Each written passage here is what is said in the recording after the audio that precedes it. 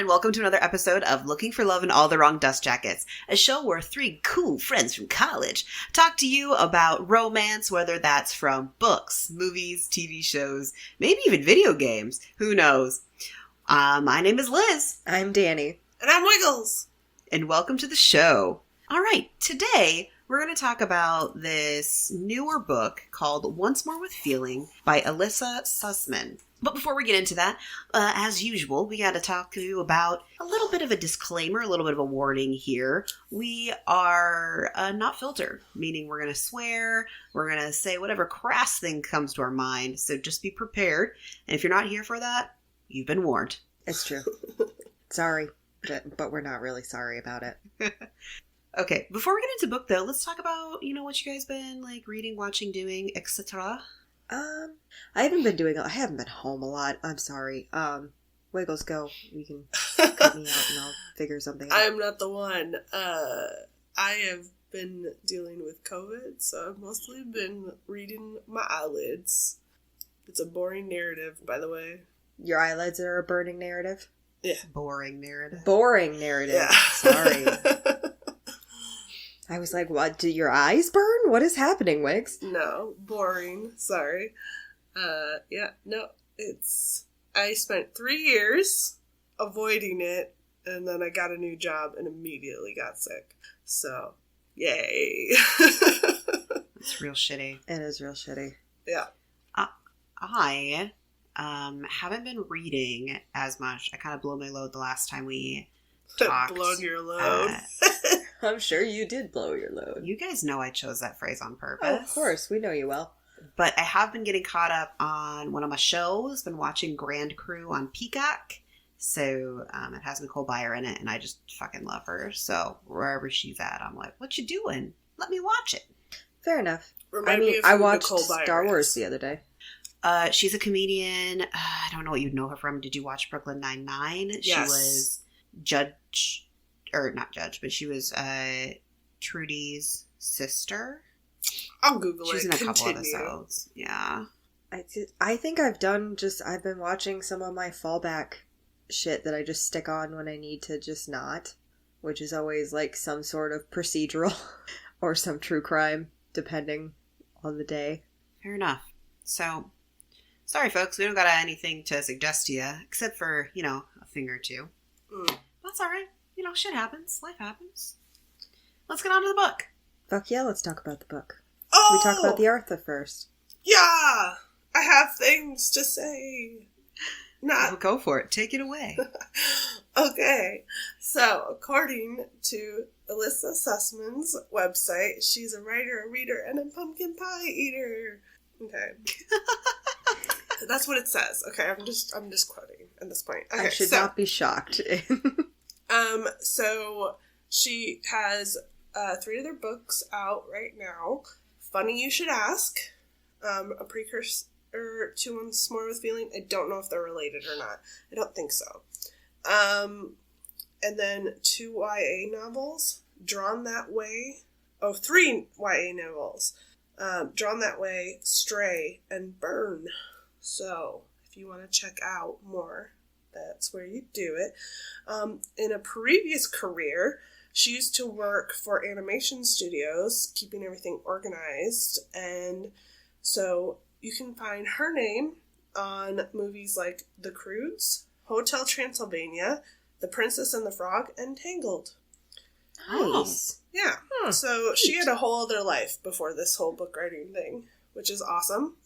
And then she went to Lawrence College for her BA and went to Pacific University for her MFA, if that matters to you.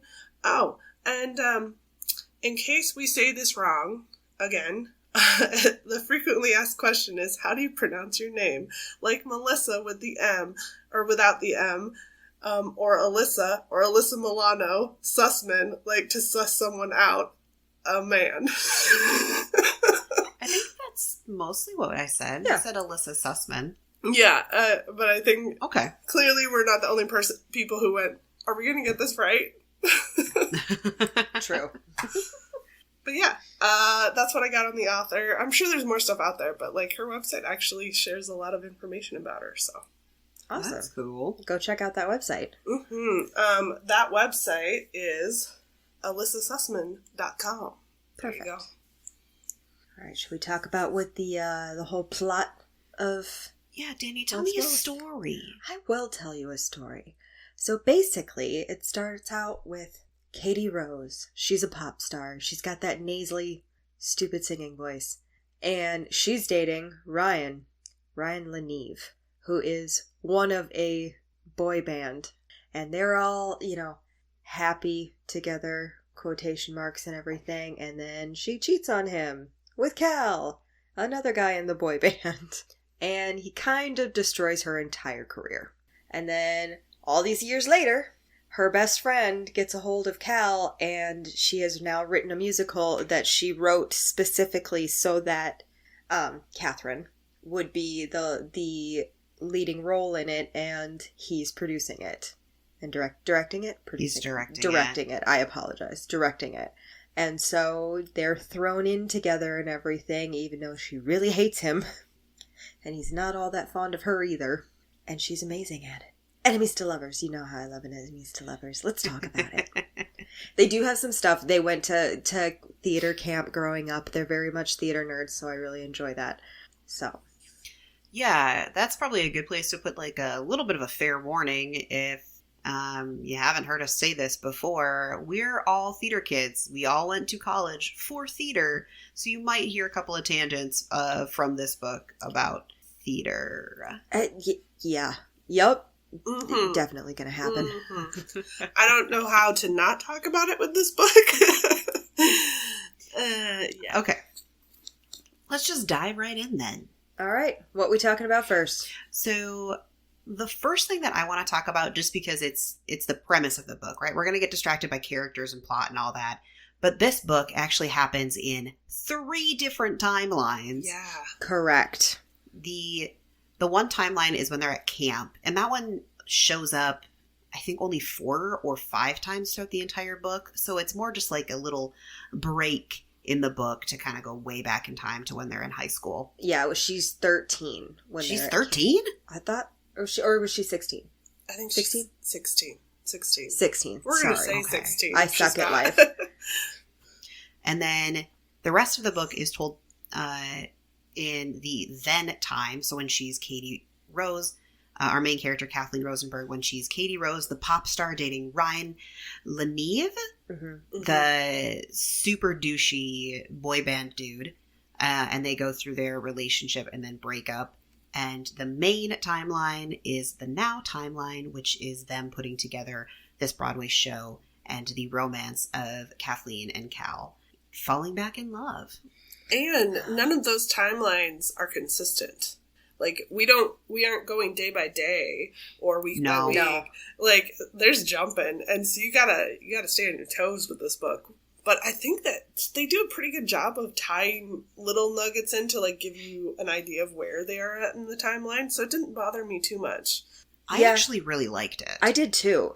I could always tell, like, because that's the other thing. She never did like where she jumped back in time and it was previous to one of those jumps back in time. It was always further forward than it had been. Mm-hmm. Yeah. So it wasn't doing, like, it did time jumps, but not in a really chaotic way where you're like, what the fuck is happening? Right. Everything was linear. And also everything made sense. So when you're in the now and things are happening, and it would jump back to the then, it was related to either an emotion that kind of kicked it off in the now or a moment that kicked it off in the now. Mm-hmm. So it worked. It made sense. I really liked it. I think it was a different way to read a book because most of them are in romance are relatively just like linear one plot line. So I enjoyed it. I did too. I liked how they did it. They did it very successfully. Agree. Well, I think you have to have, in a second chance romance like this, we have to know some of what caused them to not be together. And with this, it was so complicated because there was the public persona and then there's the personal personas, and we needed all of that. Without it, I don't think that we would care what ends up happening between Cal and what's her name? Shoot. Kathleen? Yes, Kathleen. I think I that's a really good point, because it would be easy to either hate Kathleen for turning down Cal back when they were pop stars, or either hate Cal for not supporting her when the public kind of turned on her. Like, oh my God, you broke Ryan's heart. You're evil now. You're like the evil bitch who broke his heart. Or even you end up going with the narrative that she's a bitch because cheating's not okay and she shouldn't have done that. No, for sure. But she should have broken up with Ryan a long time ago. But she also does a really good job in the book of explaining why she couldn't, because they were on tour together, and they were like all over the cover of People magazine, and like all of the gossip columns are talking to them about it. So she can't just like break up the way like a normal relationship would. She has to think about her image and like the public eye and how it would affect the tour that they're currently doing. Like she was totally planning on breaking up with him after the last show of the tour. Yeah. And then he proposed on stage to her. Right. And don't feel sorry for this son of a bitch, because he's a prick. He knew what he was doing.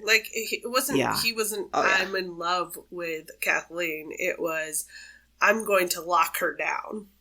That's what it was. It was totally all about his image and their image and wanting to use her for her fame, because she's vastly more talented than he is. But she doesn't like how she is forced to be portrayed as Katie Rose. Because, she can do the nasally pop princess singing bullshit, but she hates it.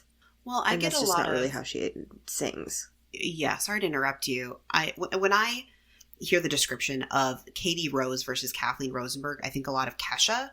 Because when Kesha first came out, she had to be like, oh my God, this big pop star, and like everything is glitz and glam and like fun and party life.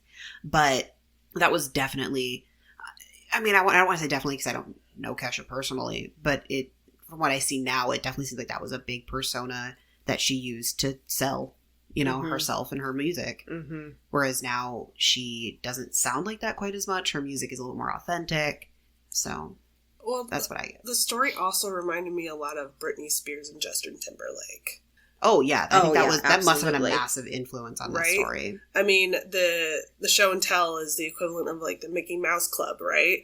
And Justin totally played the victim in their breakup. The Cry Me a River music video with Britney, like a Britney lookalike. And now we're like, Justin, eat shit. That was rude. You knew she was being manipulated and you did that shit. And so then to have that kind of be the timeline with Kathleen and Ryan, it's like, oof. Well, and there's so much awkwardness. Like, so for instance, when they're talking about the then and the group is on the parade float. Oh, yeah. And they're, like, putting her on this big pedestal above everybody fucking else, and she really is uncomfortable with it, and then they decide that they're going to put one of the boys up there. The logical choice would have been Ryan, because they are dating. Is that who ended up there with her? No. It ended up being Cal. And it's like, what were you asking to get cheated on at that point? Well, Ryan, definitely knew, because he started to say things like, I don't like how much time you're spending with Cal, but also to Katie or Kathleen's defense, like, Ryan didn't want to do any of the things she wanted to do. Yeah. Like, for her birthday, she wanted a movie night. That's all she wanted, is to stay in her hotel, ignore the world, watch Grease 2, and eat candy and popcorn. And her boyfriend was like, I don't think so, and didn't hang out with her on her birthday. Yeah. Like, what the like, that sounds like a magical night to me, quite frankly. Great. If Liz was like, yo, Danny, I want to watch movies, eat shitty candy, and chill all weekend, you want to do that? And be like, fuck yeah, I'll bring the popcorn, Right. That'd be awesome. Well, I'm also going to briefly tangent here in that Kathleen and Harriet are wrong. Grease is better than Grease 2. But Cal is also wrong. Sister Act 2 is better. It just is. Gotta say it. I will agree with you that Grease is better than Grease 2, and I only say that because I have not seen Grease 2 in so long that it just, like, the only one I currently remember is Grease.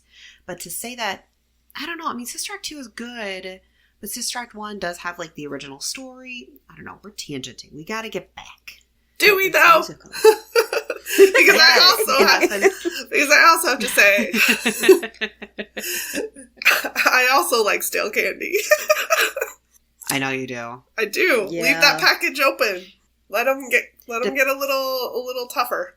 Depending on the candy, like some Yeah. candy is better stale, especially gummies. I'm like, yeah, get a little like weird like film on the outside. I'm here for that. I like stale cheese puffs.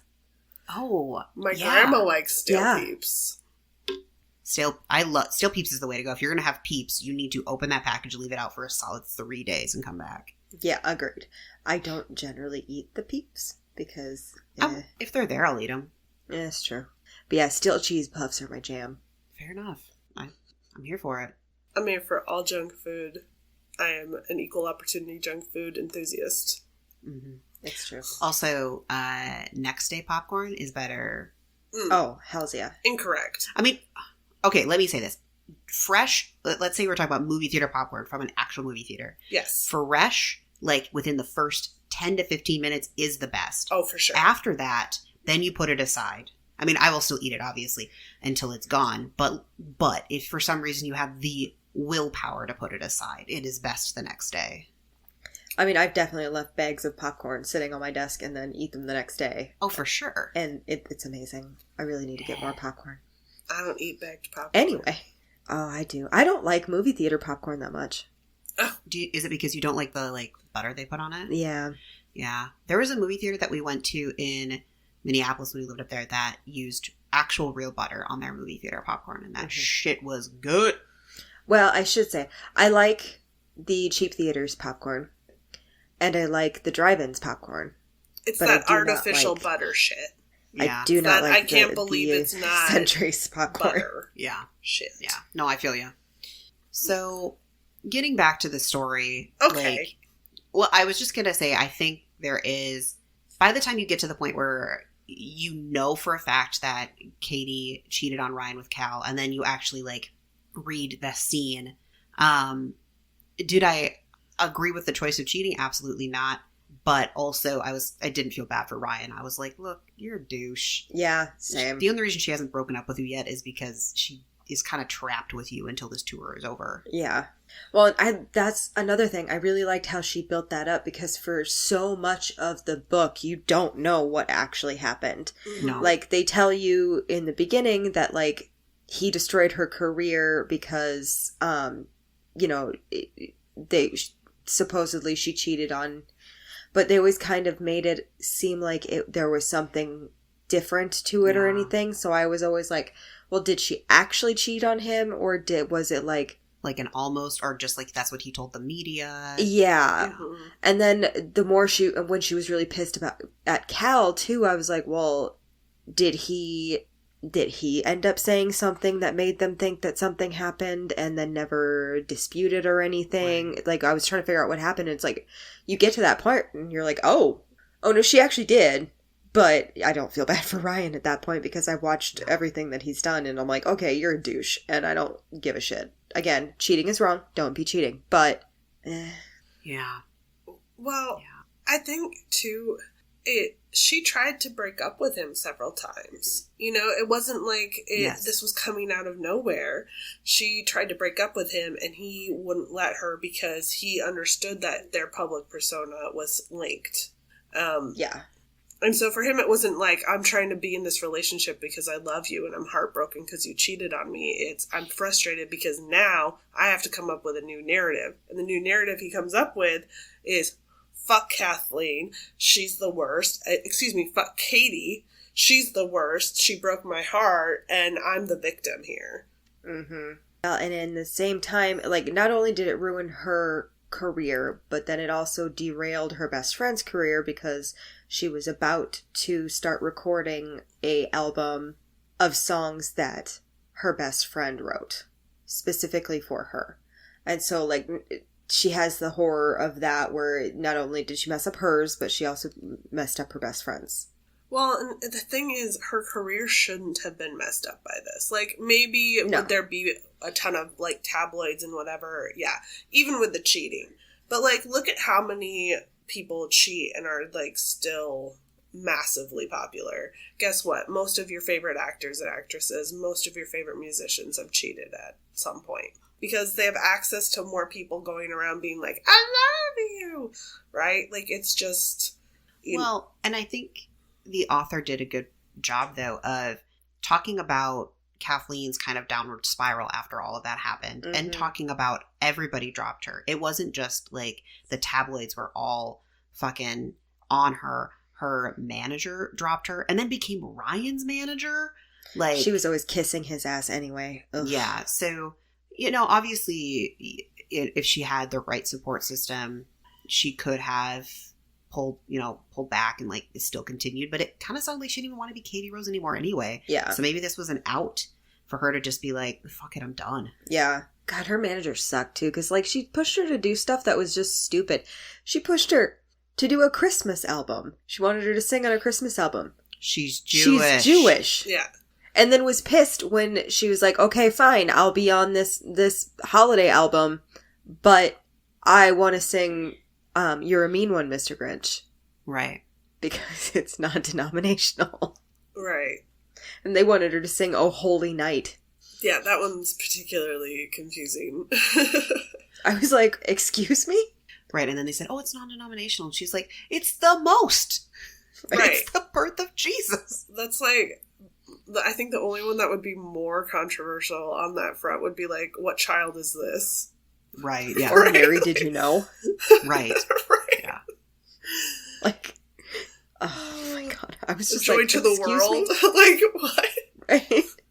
Right, and I don't know. And the thing is she could have easily done a holiday album that was entirely non-denominational. Just like songs absolutely. like Let It Snow. All right, sure. Baby, It's Cold Outside. Sure. There's plenty of songs. Yeah. Right. That have nothing to do with the actual, like, Christmas. Right. It's just the time period and everything. But yeah, it was just like, you picked the worst song. The worst songs for her. Like, I think it would be very fun to watch her do You're a Mean One, Mr. Grinch. Of course. Although, Heat Miser. I did really enjoy the fact that she did bring up in her book that actually most of the Christmas songs that we know and love are written by Jewish people. So it's like... It's true. This, like, wonderful irony. So yeah, I thought that was clever that she brought that up. So we've been talking a lot about the then timeline, the Katie Rose timeline. Yes. The now timeline. And this is where the theater kids come out. So just to be warned. Yep, sure does. So the whole premise of this part is that Harriet, her best friend since camp, right? They met at camp and they were best friends throughout her entire pop star career, is a songwriter and has written a musical that she's trying to get to Broadway.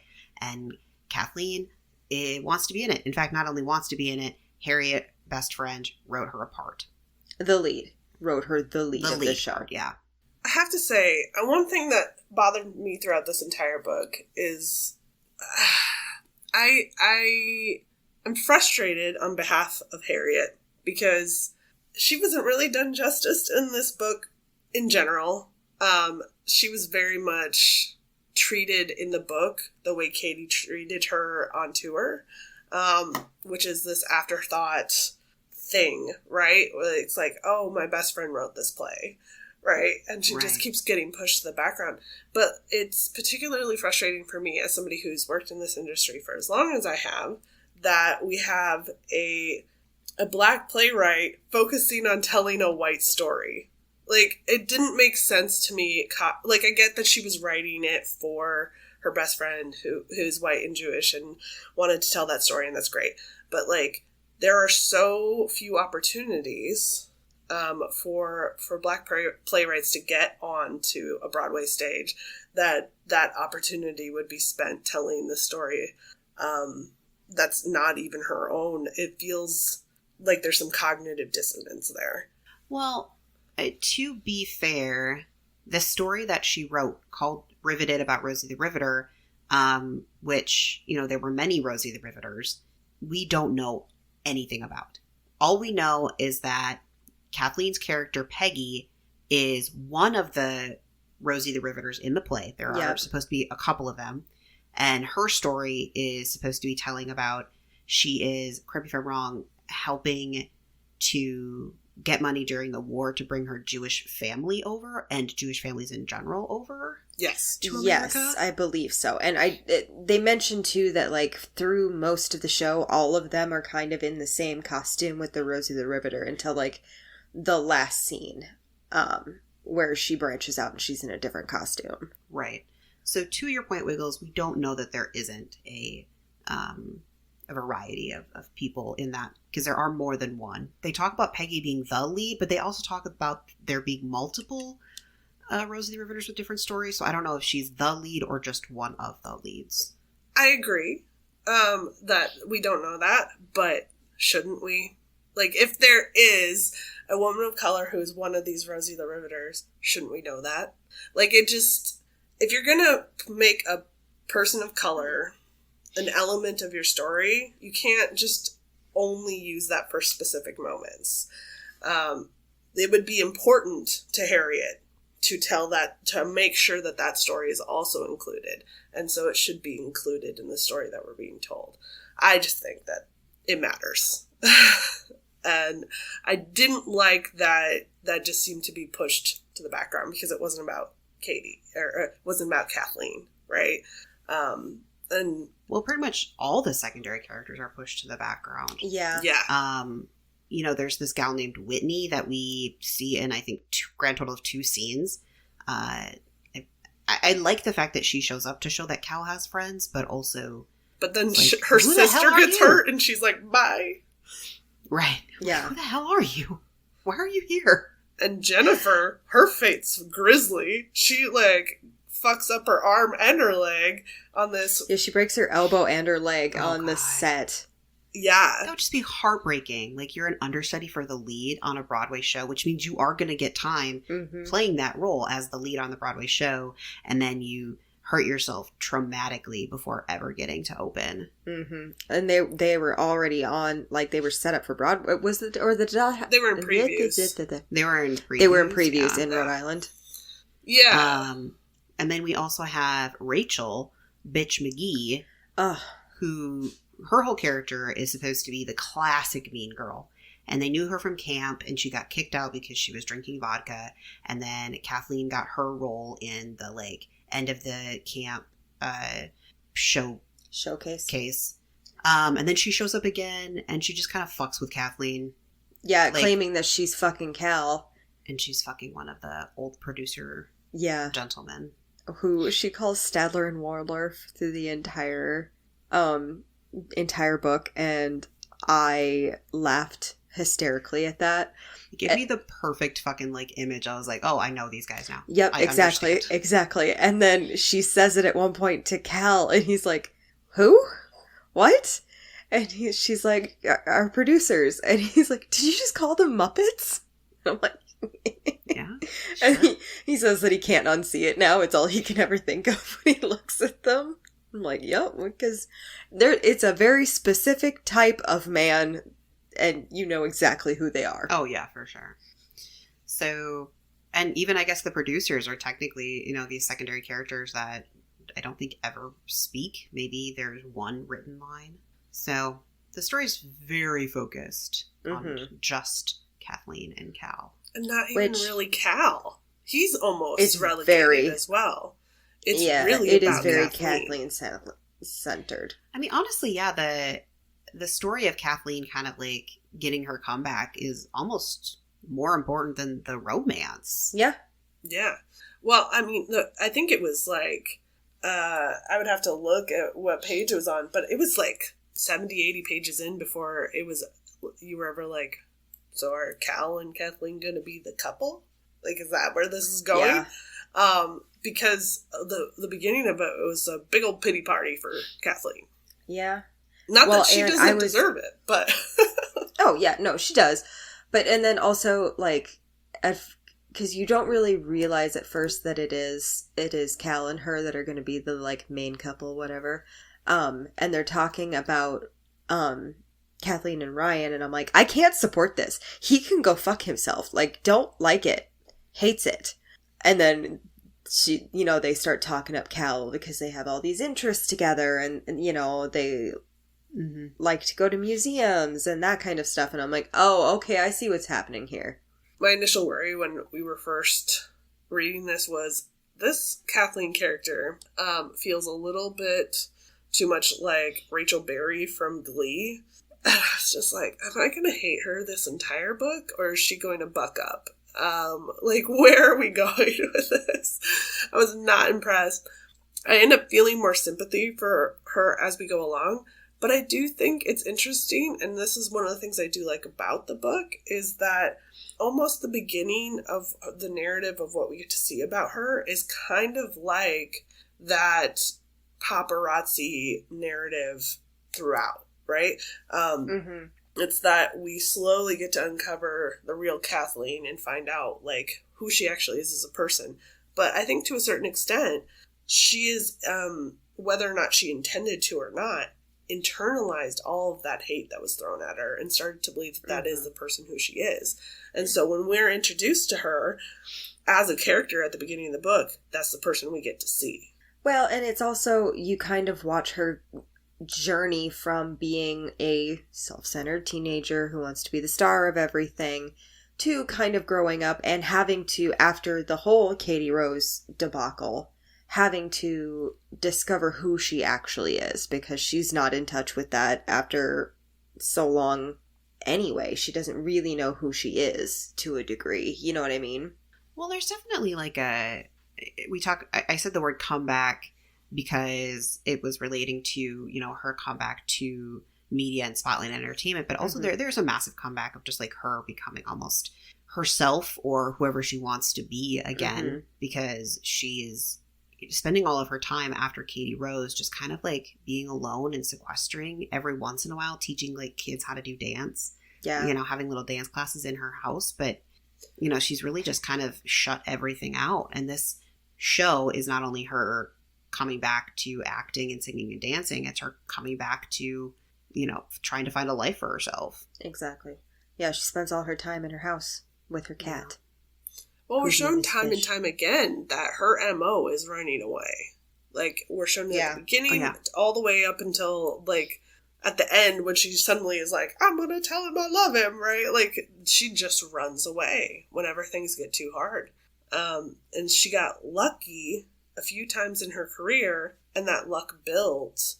But, you know, there's no reason to suspect that if this Rachel had not been kicked out, that she wouldn't have ran away from this as well. You know, she would not be the person who she is today. She just got lucky. Which, by the way, can we talk about how juvenile it is that Rachel's, like, trying to fuck with her because she's still mad that she got kicked out of the fucking camp? Some people don't. When they were, like, some 16. people don't change. Because she blamed Kathleen for it because she thought Kathleen turned them in for drinking. And she didn't. Cal did. Right. Even though everybody already knew, Cal was just the one who finally was like, look, I'm going to tell my parents if you don't do something about this. Well, good. And they were chucking bottles at people and shit. Yeah. Like, well, it was well deserved. Like, I'm all for sure. I mean, I don't support underage drinking, but it happens. But as long as you're not being a complete and utter dick and you're being safe, I usually don't have an issue. But, like, she was literally going to pour alcohol over top of Harriet's head. Yeah. Well, we also find out from Cal, partially from this event, and partially because of what we see from him, that his MO is just pretending there's not a problem. He's like, I'm just going to play cool and live off of my male privilege, and no one will pay attention to me. So, well, on the note of Cal, what do you think about their romance? It's a classic second chance romance. And it, obviously, you literally get to read both the first and second chance of it. So what do you think? I actually kind of like their romance because instead of the, like, oh my god, my undying love, they actually kind of get there in a logical way, you know what I mean? Like, it's enemies to lovers, so they're fighting a lot, but, like, it's over months of them kind of resisting and then fucking up and stuff. And I always kind of enjoy that kind of situation, but... Yeah, in both instances, there's a lot of time that goes between... Actually, it's a third chance romance because when they were at camp, they kissed once. On the roof of a cabin. Yes. It's adorable. I love that her reaction is just to run away. Literally. Just to go, no, okay, bye. Well, it's your first kiss, so it's kind of like, I gotta go. Cool, bye. No. But Go ahead. oh no, you go ahead because I didn't know where I was going. Oh, okay. No, I honestly think this is an example of they wouldn't have had a healthy relationship if they didn't do the second chance. Like, even if everything went their way, she easily broke up with Ryan, then they were able to be together, they wouldn't have had a healthy romance. They would have broken up. They wouldn't have been able to see it through. I think this second or third, as you say, chance at romance is much more likely to end in a happy, healthy situation because they've both grown up enough to be able to do that. Well, and they probably won't be under the constant scrutiny that they would have been previously. Well, like, Cal didn't want to do this forever. Katie did. Right. So if she would have stayed Katie Rose and Crush Zone broke up, which is the name of their boy band, would he have stayed doing that? No, because he literally didn't when they broke up. He went and did some choreographing and I think teaching or something. So there's that. 'Cause he has a college degree and everything, whereas everybody else in Crush Zone and Katie didn't go to college. Right. I do like, though, the author brings up a lot about how Kathleen, went to therapy afterwards, and I think Cal even maybe mentioned it once. And Harriet does as well. Yes, Yeah. and Harriet does as well. So there's a couple of references, to your point, Wiggles, in the book about how, like, not only are their lives on maybe a more similar trajectory now since they're both doing this Broadway show, but they're also just people that have grown a lot. And even though they fuck up their emotions and stuff in their last chance here, which there's reasons for it. They don't want the media to be like, oh my God, she just got this role because she's dating the director, or to overshadow the show in general with their, renewed relationship. They are getting better at just existing. Well, and being people and understanding like how to react and interact. Well, and they're just more cognizant of the things that they need in regards to their own mental health and everything, because they make many references in it to the fact that she's in therapy and that Harriet's in therapy, and I like that it brings that to light because it does somewhat take away some stigma of having mental health issues. And it's, go to therapy. I've done it. Like, it's sometimes you need it. Take care of yourselves. This is so random though, but I loved the moment after she auditioned. So the producers, we come to learn, are the ones who made her actually audition for the show instead of just giving her the part right away in Riveted. But after she auditions, and she's pretty sure she's fucked it up, she goes to get a gummy, gets Chinese takeout and ice cream to cope. And I just was like, that feels very close to home. And I was like, yeah. Depending on what state you live in. Yeah. Well, she was in New York. Yeah, so she was in New York. Do whatever you want. Yeah. Well, I also love that it really does a good job of showcasing that when you fuck up with somebody, the healing process is so complicated, not just because, like, we're not on good terms, but also he's trying to do right. He's trying to do right by her. He's trying to make sure that everything goes her way. And she views every step that he takes in that direction as a sabotage, right? As a personal slight. Yeah. Because how do you trust that person?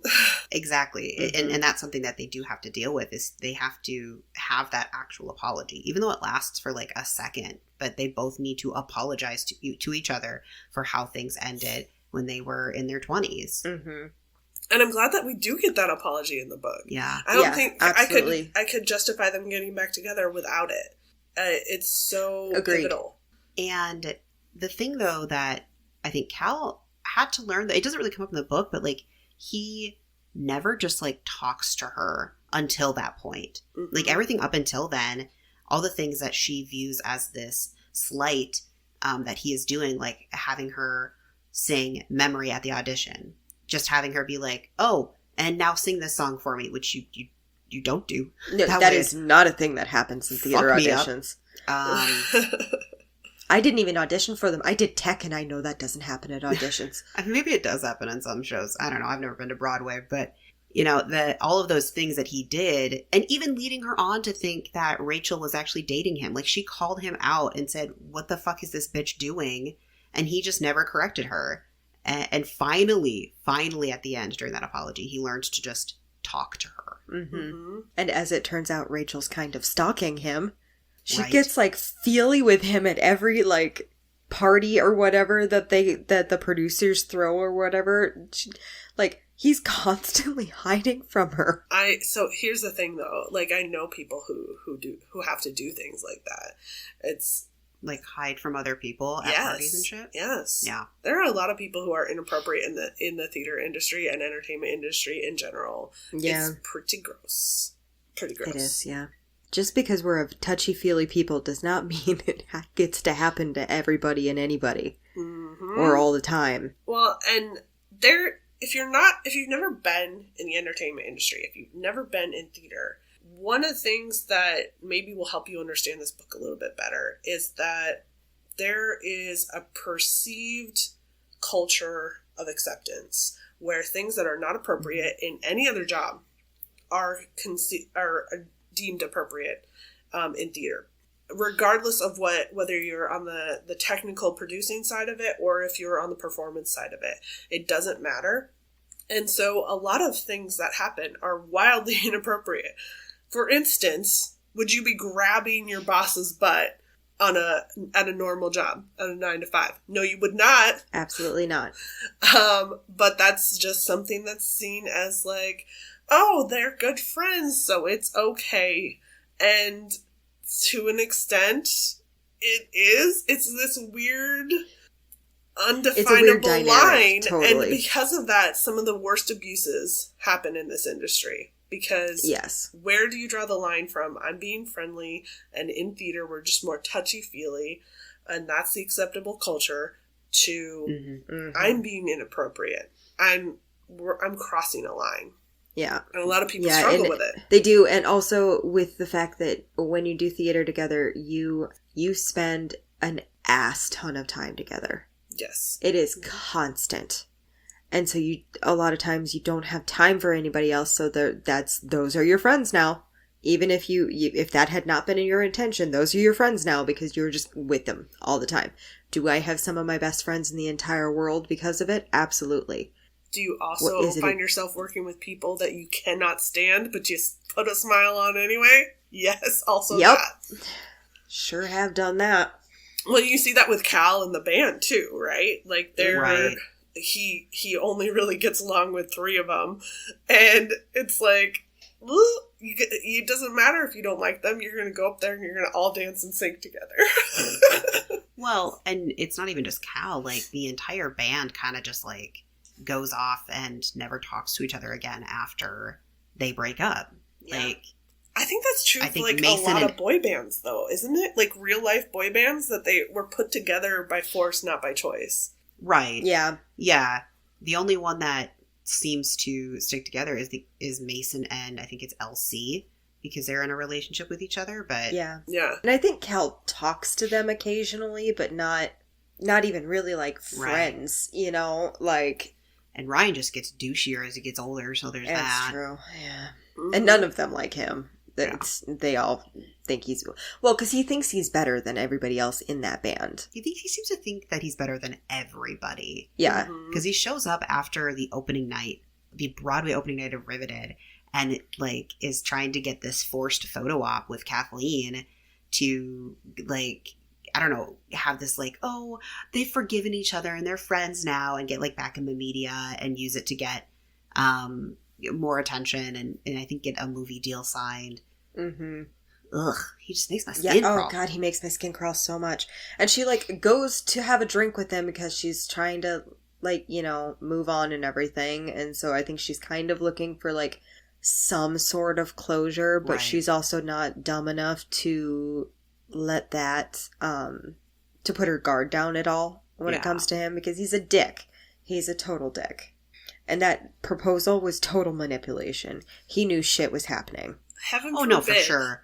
a fucking man pulls that shit on me, I'm smacking him across the face. I don't care if I love him across the face. Like, I used to romanticize that. No. But like I was like everybody else, where I was like, oh, the mob like proposal things. I was like, they're so cute, and then now I look at them and I'm like, I would lose my shit. Are you fucking kidding me? And I understand that Harriet and Cal were so pissed at Katie for saying yes, but he proposed to her on stage at the closing night of their tour in a sold out like concert venue. Or stadium. Yeah. And so it's like, you have to say yes. What the fuck is she gonna do? I what are you totally gonna do? support her saying yes in that moment, because what the fuck else are you supposed to do? And then Cal comes in, and of course they're in their 20s, and so they're like emotionally stupid. Yeah. But we all were. but he's all pissed at her about it, and it's like, bro, what was she supposed to do? Mm-hmm. She can't do anything other than say yes. I mean, I guess she could have said no and killed your whole fucking show that night. Well, and yeah. probably her career. Yeah. Like, well, Which, I mean, I don't it think ended that up would have happening killed her anyway, career but- in the same way what Ryan did, because I think what would happen instead is that would have been the scandal of the century. It would have been like, oh my god. But there's precedent for this happening once again in real life, because guess what Johnny Cash did to June? Motherfucker. I didn't know that. Mm-hmm. Public, don't do a big public thing. Don't do that to people. It's so pressury to say yes, and then you don't know until a little bit later whether or not they actually mean it, because I would have done the same fucking thing she did. Yeah. Is said yes in that moment and then been like, dude, no. Unless you've talked about it, right? If you guys have already talked about getting married and you both are like on the same page about it, and maybe you've even talked about like how fun that would be. Yes. Like in those situations, okay. But that's you've been having multiple discussions about that such. You've talked about it. You know you're going to get married at some point. You know the question's going to be asked at some point. But you're not really like, you haven't cemented it down, because that would take all the fun out of it, right? That's different than going, hey, we haven't talked about this seriously even one time. Let me do this in front of millions of fans. Fuck. Like, by the way, I really had myself in her shoes in that moment. And I wished I could have been swallowed by the floor. I wish I could have like just jumped in that book and smacked him. Just smacked him upside the head. I don't know how Harriet didn't do it. I would have been fists up, man. On the note of that, can we talk about Harriet? Because we've talked about the fact that like she's pretty distant in the book, but I kind of want to talk about her story arc. So her whole thing is she's kind of doing her own thing while Kathleen is being Katie Rose. And then, they have this discussion that Katie is going to create an album of all of Harriet's songs. Mm-hmm. And that falls through when the whole like scandal happens. And then there's just like this resentment throughout the rest of the book that lingers between the two of them. Yeah, and eventually erupts when Harriet is, upset about that, and then also upset that like she's not getting any sort of like recognition for writing the musical. Mm-hmm. And well, she's very upset too that Katie is with Cal. That's a valid upset. I mean, I completely understand the upset, but she does tell one of her longest standing friends that she can't keep it in her pants, which I'm like, okay, I understand the upset. It's totally valid and everything, but like, two boyfriends in a situation does not a slut make. Here's the thing though, you say shitty things when you're mad. Yeah, right? you do. And it doesn't matter how much you care about that person. The point is to make it hurt, right? And and she hit it where it hurt. Right. Where there's a vulnerability, that's where you go for. And it doesn't matter how true it is or not. It's about whether or not that person is insecure about it. Yeah, I've done that to people. I don't like that I've done that to people, but I've done it. We all have. By the way, listening to them on audiobook, that fight on audiobook made me a little uncomfortable. It made me itchy. Yeah, I think the interesting thing about that is you can kind of compare Harriet to Rachel a little bit. Mm-hmm. Only Rachel's resentment is just like out there for the world to see, whereas Harriet's is just kind of like shoved down, and even to the point that she doesn't recognize it. Yeah, she doesn't. I don't think she realized that she was resentful about it until it came pouring out of her mouth, and she couldn't catch it before it hit Kathleen. Well, you know, sometimes you do need to say it. You just need to get it off your chest. Ideally in a healthy way. Yeah. Not in a skewed anger way. Yeah. Sometimes you can't, though. Have you ever, had some of those conversations where you're like, there isn't a polite way to say this. I need you to know where I am, where I stand, how I feel. There isn't a nice way for me to tell you that I got fucked when you, decided to fuck two guys in the band. Yeah. There isn't a nice way to say that. No, there's not. Well, even if there is a nice way to say it, sometimes that doesn't make you feel better. Yeah. You need to say it the hard way. Yeah. Well, and there's also the argument that true friendship sometimes means telling hard truths. Oh, that's for sure. That's your true friends. Now, you gotta be careful, right? There are some people who will masquerade as your true friends telling you hard truths. And they're ass wipes. Yeah, they're just being dicks. But there are some times where you have to be like, okay, here's the thing. I love you, but this, and I've definitely done that to some of my besties and stuff just because they needed to know. Mm-hmm. Well, and along with the emotion of I just need to say this even though it's going to hurt. Mm-hmm. There's the opposite of that in Kathleen where literally it says in the book she does not want to let go of her anger of Cal. Mm-hmm. And I felt that. That's the one I felt is I don't want to get over this yet because that kind of means it's done and I'm not ready to stop being angry. Yeah, and they're that one. So, the thing that I think a lot of therapists speak ignores is that sometimes feeling the bad emotions feels better than feeling the good emotions. Yeah. There's almost an addiction to it of if I sit and I dwell in this anger, it will ferment. It will make me a fine wine of rage. It's... I like my wine rage. Yeah. Mm-hmm. And letting it go is so much harder than and letting yourself be at peace, which would be a better situation for you. That's so much harder than just saying, listen, I want to just be angry. Right? Mm-hmm. Well, and you can definitely see that because that anger continues to cause her problems over and over again in the show. Mm-hmm. She blames Cal for shit, and she's not ready to kind of let go of that.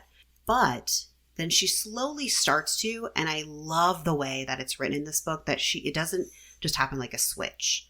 Mm-hmm. And her letting go of, honestly, all of the aspects that she needs to let go of, letting go of her resentment for not being Katie Rose anymore.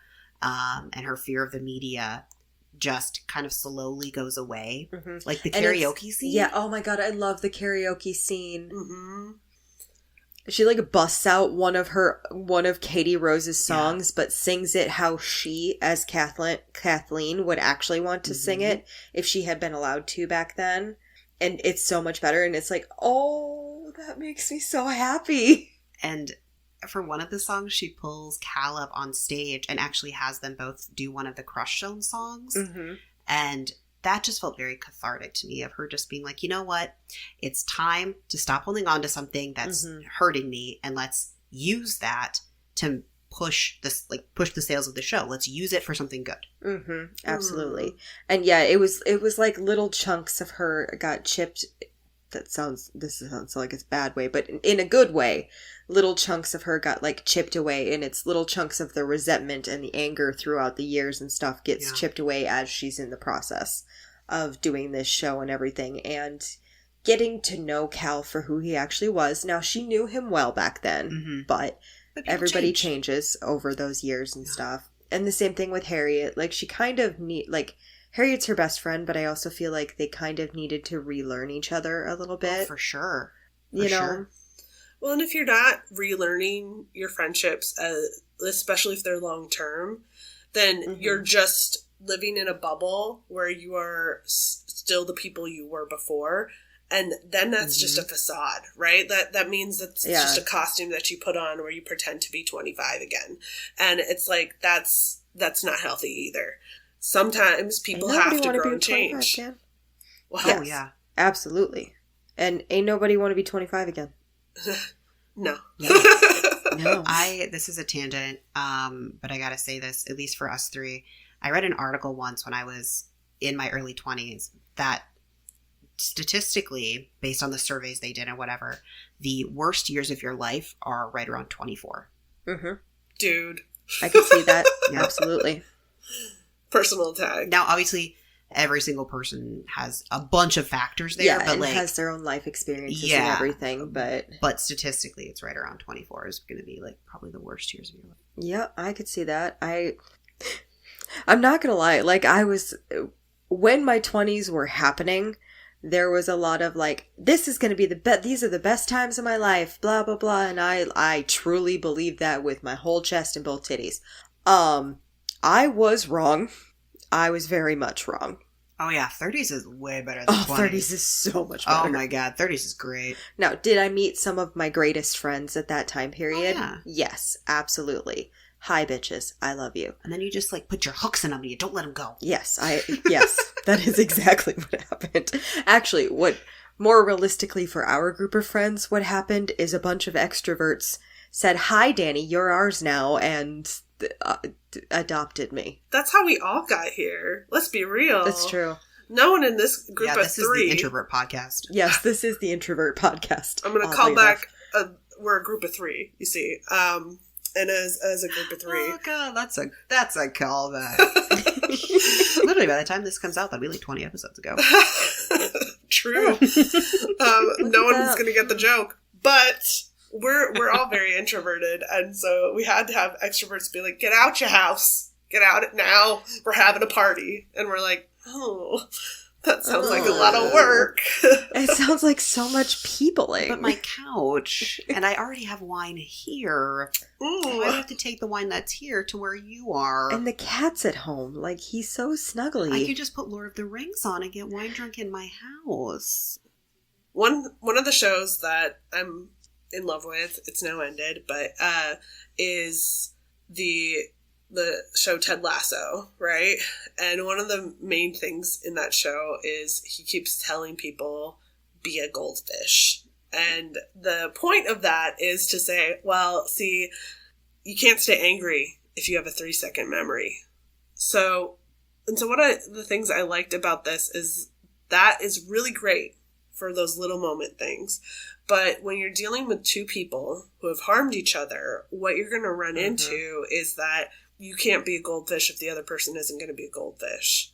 If someone else is holding on to resentment, that leaks into you. And so you have two options then. You either cut that person off, which, with Harriet, that wasn't what she wanted, right? No. Or you have to, deal with their resentment leaking into you. I think for a long time, Kathleen and Harriet had a very unhealthy friendship and called it best friends. And it was really just codependent resentment. Yeah, I can see that. And it just became worse as the Broadway show started because Harriet was really stressed and so was Kathleen. And so they kind of take it out on each other. Also, Harriet is being so distant because she I think on some level feels what's going on between Kathleen and Cal. I'm sure she did because she called it. Yeah. She called the candy situation when he gave her her favorite candy. Swedish fish. And that's when she said, look, no. And then the moment she saw them, they were just standing. Well, they weren't just standing in the dressing room. But when she opened the door, they were just standing in the dressing room, which would be totally fine for the director and one of the stars to do that. Because you're talking about the show. And immediately Harriet's like, oh, fuck no. Yeah, absolutely. But here's the thing. She's not invalid. She's not. Oh, absolutely not. Even if things are happy-go-lucky between them and they're like, we're totally in love now, that becomes the story, right? She's not wrong. It doesn't become the story of Riveted. It becomes the story of Kathleen and Cal back together, causing more drama. Well, and, to Harriet's point, She's literally just saying, like, let's get through the opening of the show.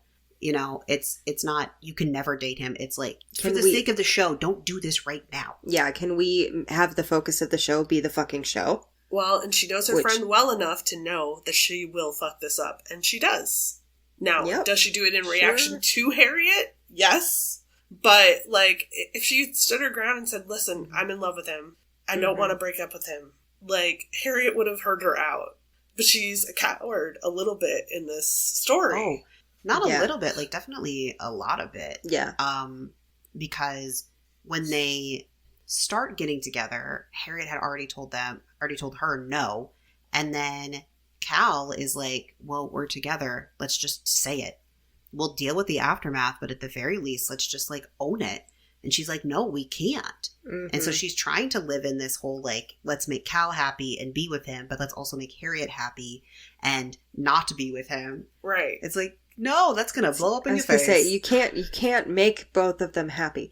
Now, you could have the adult conversation with Cal and be like, look, Harriet has a point. We don't want to draw away from the show.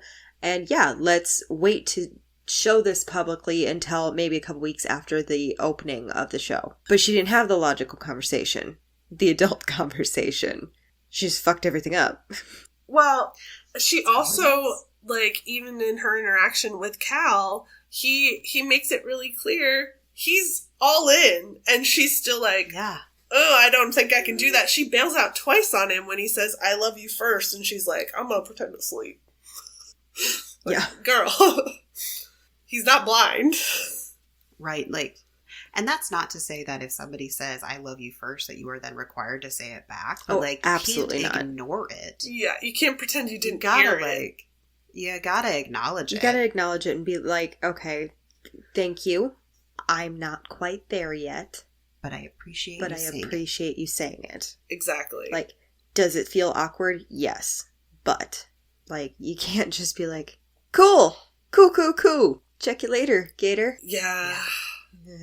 Well, and it goes back to what I said before. She's a runner. She's a track star. You know? She's a flight risk. Can we talk about the sex? Okay, yes, let's talk about that sex. Thank you. And the, you know, kisses that are associated with it. Just because we were at the discussion of the I love you and all of that happened during that moment. What did you guys think of it?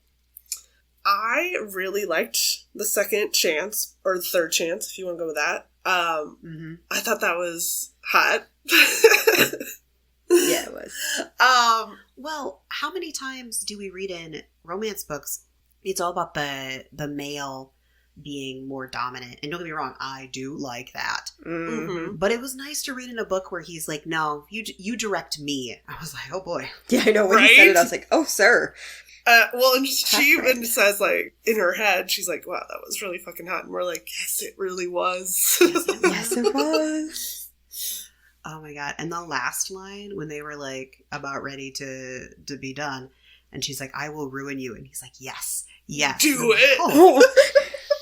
That's alrighty then. Yes.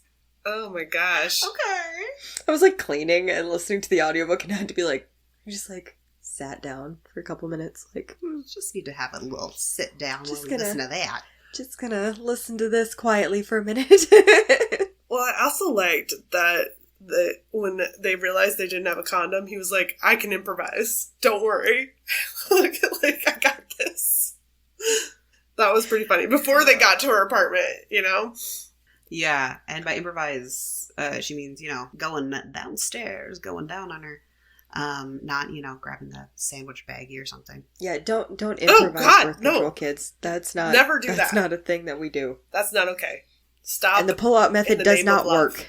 I did also like that scene too because it felt very adult. Of like, hold up, before we go any further, condoms? No. Okay, then we will have to go to somebody's apartment. Yep. Right. Well, and the other thing that I think is interesting about this is both of them must have planned on getting laid then, because they're in Rhode Island at this point. They are not at their own apartments. So they brought condoms along. That's just being safe, Wigs. You know? I'm not. You never know. You never know. But both of them saw this coming clearly. Subconsciously, they were like, I better make sure I got my condoms. I also like the angry kiss that happened before they go to Rhode Island when he like stops by her apartment because she gets drunk and she's like, I'm gonna quit the show because this Rachel bitch is a bitch. Yeah, she was pissed off. Was she drunk and high? She was drunk and high. Yes. Probably. Well, when that was happening, she was hungover. That means she was drunk. Well, the yesterday. kiss was, but she called him in the middle of the night and said, I'm gonna quit. And so he goes over there and is like, you can't quit. You signed a contract. And also, stop being dumb. Mm-hmm. I just love when he's on the phone with her. He goes, are you high? Or are you drunk? That's beside the point. And I'm like, I mean, yeah. Yeah. And then they angry kiss. Yeah. Mm-hmm. I love an angry kiss. Yes, it's the best part of enemies to lovers things when they do that first, like, oh, I'm so mad at you. I need to make out with you right now. Just go fuck yourself kiss. I love that. Yes. I love a good hate kiss. Almost as much as I love a good hate fuck. I almost like a good hate kiss more because like it's the first time. Oh yeah. When you break the seal, as it were. So one of the things we haven't talked about that is honestly one of my favorite parts of this book is how many references she makes to other movies and musicals and things like that. And some of them aren't even like overt. Some of them are very overt where it's like, this movie, like Strictly Ballroom, it's like, we're watching Strictly Ballroom. Okay, great. But one of my favorites was she has this line. Let me see if I can quick grab it here. I think I particularly left this tab out long so I could find it again. It was the perfect spring day, fragrant and bright and sunny and wonderful. The kind of day where every breeze seemed to sound like Tom Hanks murmuring, "Don't cry, shop girl," which is, you've got mail. And I was like, ah! Because that is a rom-com classic. I will fight you. But in general, the references were just so good. We haven't seen it. You've never seen You've Got Mail? No. Oh, it's going on the list. Son of a bitch. Why didn't you tell me you were ignorant? Jesus. Okay, we're fixing it. It's fine. So you didn't get that reference at all, did you? No. Oh my god. And honestly, there's probably a lot of references I didn't get, even if I have like seen it before, because my brain doesn't hold on to things like that. But Same. There were a lot of references I did get, mostly the ones that she just called out, but I liked them a lot. It made me feel like I was in the know. Mm-hmm. Mm. I did. Their obsession with the show Cats. Oh, I hate Cats. I hate the show Cats. It's a terrible show. I love how she's like, well, theater people get... No. As a theater person, No. I don't get it. I've never met a theater person that likes cats. No, me neither. Well, that's... We all hate it. The It is only all people who spectacle like... and one decent song. Yeah. The only people who like cats are the people who dream of singing Memory or dancing in Jellicle Cats. That's it. Those are the only people who like cats. I firmly believe this. Yeah, when they made the movie a couple years ago, my mom was like, "Hey, let's go see the Cats movie," and I'm like, "I love you." No. Even without the creepy CGI, I wouldn't have seen that movie. Yeah. She was like, "But you love musicals," and I was like, "That thing's a dumpster fire. I don't want to go anywhere near that."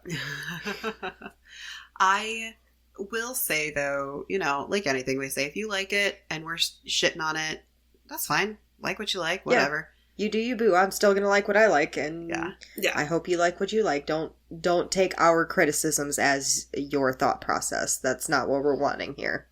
Everybody can like what they like, but I mean, my feeling about Cats is perfectly encapsulated by the Office quote from Dwight, where he's like, "I went to the theater once and a cat sat in my lap."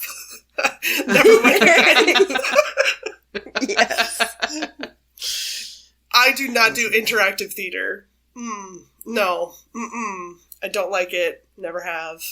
I've never been to any sort of interactive theater, but I'm pretty sure I would not like it. I would dislike that greatly. No. Unless I could sit in the exact middle of the room, like middle of the row, so nobody could get to me. I guess we were at Avenue Q once, and we were in the front row, or like one of the front rows, and the gal on stage like called us out, or just like pointed to my husband and like his outfit and stuff. So that was fine. Yeah, that's fine. That's different. The people aren't touching you. Right. It's like Rocky Horror, which I loved the reference. I want to go Mhm. see Rocky Horror in Paris. Oh man, that'd be Right. lovely. I just want to go see a really good adaptation again, where they do the full thing, because I've only seen it once that way, and I was also like not really in a good place to be watching it at the time. Like I was just like, Sure. I was having a bad day when I went, and I was like, fine, I'm going because it's Rocky. We do anything for Rocky Horror. It's true. Mm-hmm. Damn it, Janet. Damn it, Janet. While the humor in this was pretty good, I will say I was expecting a little bit more. Like, there were jokes about, like, Sondheim, and then there were other parts that were just, like, Statler and Waldorf things. Like, those references things were funny, but I was expecting more general humor from it. I don't know what you guys thought. This wasn't a lighthearted book No, by any not means. at all. And I'm okay with that. It just wasn't what I expected. Right. It wasn't. I was expecting, something a little bit more lighthearted, a little bit more fun and jovial, but I loved it. Mhm. Like, I loved the exploration of finding the same love over and over again, of like growing as people and eventually growing to be able to be together, Mhm. overcoming their emotional trauma and hurdles of being pop stars. Like, Mm-hmm. a lot of good shit. Mhm. It also speaks to a lot about when you get into the spotlight of things like that very early on in your life, Yeah. because they were quite young and stuff, and not really knowing what to expect or how to handle things, because they get a little emotionally stunted, to be honest. Well, no one was going to tell them no, except for the people who were controlling their lives for profit, right? She even has a moment where, Right. like, she says she goes down to the kitchen and has soup delivered to the rooms, even though they don't really do room service, because she's famous and she'll sign some things and she'll give them money, right? Right. Yeah, And so, it was. who was a going to tell them sweet thing, no though. One of the about boys was sick. anything?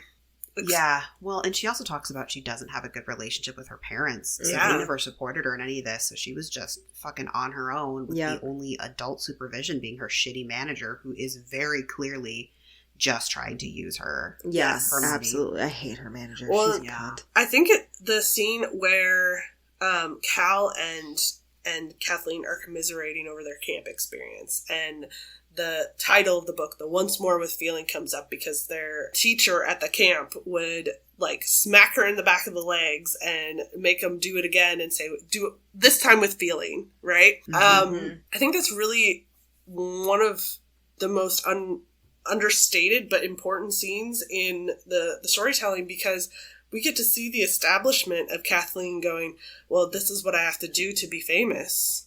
Mm-hmm. I'm going to take it, and I'll take it again, and I'll take it again, and I'll take it again, because that's what I'm supposed to do. And we have that moment where Cal doesn't berate her when she doesn't get the dance steps perfect, and she's like, what the hell are you doing? How am I supposed to be motivated to get this done if you're not going to be abusive about it? Mm-hmm. Right. And that just speaks so much to the person Kathleen has been shaped into, and how somebody like Diane could abuse her. Absolutely. I think that's one of my favorite things about this book is the different timelines really show how she was built into Katie Rose, and then how she has to unravel that, like, Yeah, she tangled kind of ball. has to be deconstructed from Yeah. being Katie Rose. Right. It also kind of shows the changes in times, Yeah. because things are changing, and how people are supposed to interact are changing. Now, is it changing as quickly as we might like? No. Probably not. But there are changes being made. And so I do kind of like, because it does show that wouldn't really fly nowadays for the most part. Hitting a kid and saying again. Like, I know it happens, but I don't know. hopefully less than it did. There are still places in this world where people will do I know. anything for excellence, right? If you need an example, you can look obviously at Brittany, but you can also look at the U.S. Olympic gymnastics team. Oh, that is a terrible, Yeah. terrible, heartbreaking story. Yeah, Right. it really is. And look at them throughout history, right? Like Yeah. Even the U.S. has been doing incredibly well in this category of the Olympics for a very long time, but part of that is because they have this model that basically says we can do whatever we want to children. Mm-hmm. Yeah. The things, the documentaries, Oh, they're harsh. They're horrible. They're hard to watch. They are horrible. Like, I can't remember her name, and I feel stupid for not remembering this, but the girl who got the Olympic team the gold by competing on a fucking broken leg, and they were like, she's a hero, and I'm like, she's a victim. What? Yeah. Right. Yeah. Anyway. But, like, I just don't, I think it's really easy for us to get a little complacent on, like, oh, I'm sure it's not that bad anymore, but you still have all these stories coming out of abuses. Yeah. Like, I can't remember what the name of the podcast is. I'll have to look it up. But Christy Carlson Romano, you'll probably remember her from Even Stevens. Yes, I love her. She has a podcast that is literally talking about with children, former child stars, about their experiences. And, like, I've only seen clips, but the things that they've experienced are horrific. And there's no reason to believe that those things aren't still going on today. I think that the rules have been broken by allowing child entertainment.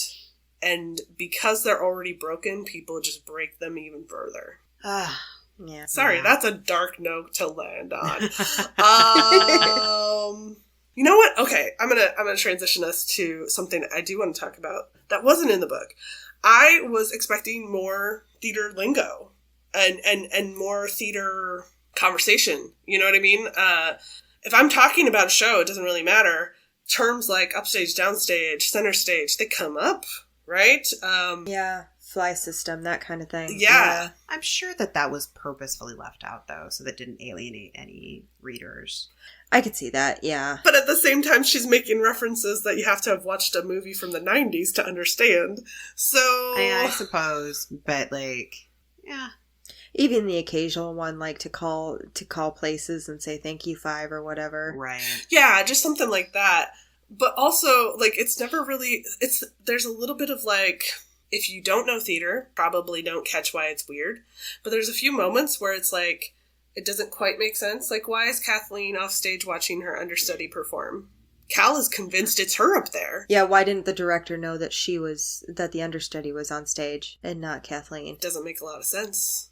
If they were doing an understudy rehearsal, it would be all the understudies on stage. Yeah, and it was like only her on stage too. So like, why was she the only one on there? Yeah. Like, it's just like, there's a little bit where I feel like maybe a little bit more research into how things go needed to happen in order to make the plot holeless, you know? Like, the plot holes don't bother me that much because, like I said, if you're not familiar with theater, they're not that big a deal. You're like, oh, of course, she's just, like, supporting her understudy.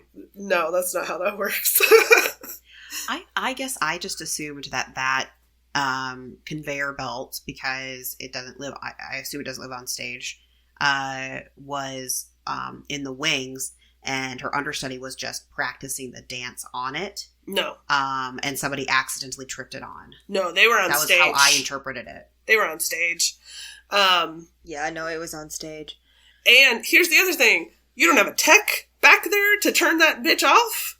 Yeah, like, nobody turned it off right away. That doesn't make sense. I was a techie. That thing would have gotten turned off fucking immediately. I think it did get turned off immediately. No, she had to turn it off with the button that's on stage. I must have just, like, read right through that. Yeah. Anyway. Yeah. They had, like, an emergency stop button on the stage prop as well for them to stop it on stage should they need to, and she was calling for somebody to turn it off, and then she turned it off. Yeah. On stage. See, sometimes you read things and your brain just rewrites it to make sense. Like, you're just reading it and your brain is like, more. Nope. I've definitely don't like done that. This is how it's happening. Yeah. Yeah, so there were a few, like, that moment in particular stood out to me, but it's also things like the previews issue being totally solved with the internet buzz. Like, okay, yes, but also the other thing that would have solved that is having critics come to your previews, right? Like, that's a weird solution, and it's weird that Cal didn't think about the critics factor helping with that. And so there's, like, a few things like that where it's just, like, out of order. It's like somebody who read the manual once and now thinks they understand how the product works, but it's like until you get your hands on it and you use it, you're not going to know the idiosyncrasies of it. That's kind of how it felt. Whereas, like, I'm sure you know quite a bit about theater, but until you've been in it, you're going to miss some of the things that just make sense because you do them. Yeah. Yeah, I can see that. You know, what? Something I think that might be a fun thing for us to do at a totally different time is a ranking of boy band names that are fake boy band names. That sounds like a fun TikTok. Right? Because yeah. This is not the best one. No, every time I read Crush Zone, I was Crush like, Zone. God, that's bad. Yeah. It's That's so so bad. bad. And I'm sure it was bad on purpose, but like, I'm just like, ugh, why? Yeah. Oofda.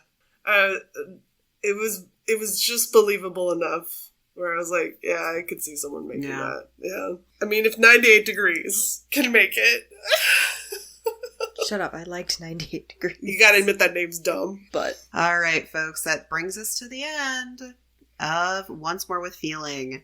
So let's go ahead and talk about our ratings. What do you guys think of the spice?